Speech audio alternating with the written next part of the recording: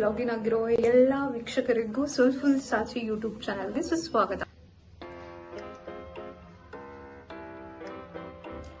ಗುಲಾಬಿ ಚಹಾ ಮಾಡಲು ಬೇಕಾಗುವ ಸಾಮಗ್ರಿಗಳು: ಗುಲಾಬಿ ಹೂವು, 1 ಕಪ್ ಹಾಲು ಮತ್ತು ಶುಂಠಿ ಪೇಸ್ಟ್, ಏಲಕ್ಕಿ, ದಾಲ್ಚಿನ್ನಿ, ಲವಂಗ, ಚಹಾ ಪುಡಿ ಮತ್ತು ಸಕ್ಕರೆ.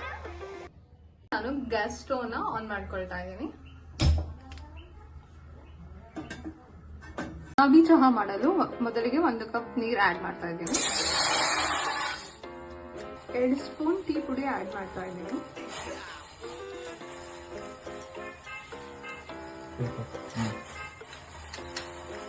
ಎರಡು ಸ್ಪೂನ್ ಸಕ್ಕರೆ,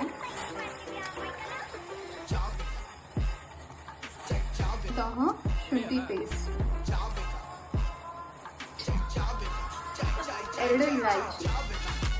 ಗುಲಾಬಿ ಹೂವಿನ ಹೆಸರಿನ ಕಲರ್ ಚೇಂಜ್ ಆಗ್ತಾ ಇರೋದನ್ನ ನೋಡ್ತಾ ಇರ್ಬೋದು ನೀವು. ಅದು ಕಲರ್ ಚೇಂಜ್ ಆದ್ಮೇಲೆ ಇದರಲ್ಲಿ 1 ಕಪ್ ಹಾಲು ಆಡ್ ಮಾಡ್ತಾ ಇದ್ದೀನಿ.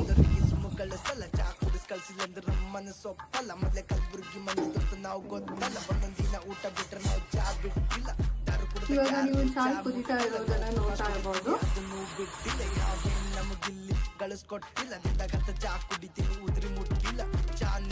ಇವಾಗ ನಮ್ಮ ಗುಲಾಬಿ ಚಹಾ ರೆಡಿ ಆಗಿದೆ.